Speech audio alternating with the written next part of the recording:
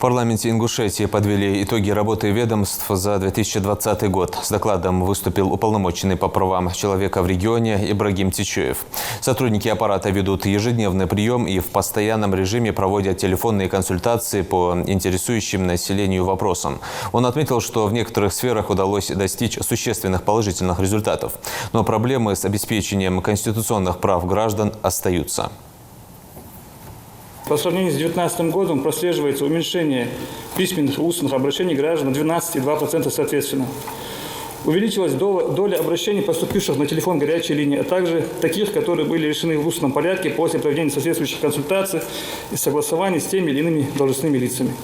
Уполномоченными и сотрудниками аппарата в ходе личного приема принято более 600 человек. При рассмотрении жалоб и обращений граждан дано более 750 консультаций и разъяснений по способам защиты прав и применения положений действующего законодательства.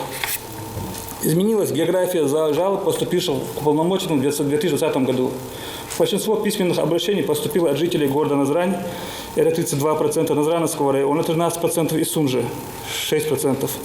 В процессе рассмотрения обращений в 2020 году уполномоченным и сотрудниками аппарата проведено 14 выездных проверок. Из всего количества рассмотренных письменных обращений и заявлений восстановлены права по 30,4% жалобам. В своей деятельности также отчитались в управлении Роспотребнадзора. Так, в 2020 году ведомством проведен комплекс плановых мероприятий, который позволил снизить риск вспышки инфекционных заболеваний. В регионе эпидситуация стабилизировалась. Так, всего за 2020 год было проведено 169 091 исследований скрининговых на новую коронавирусную инфекцию и зарегистрировано 12 136 случаев коронавирусной инфекции. Из них на 31 декабря у нас в республике было зарегистрировано 139 летальных исходов и 10 392 выздоровевших. Все заболевшие были гражданами Российской Федерации.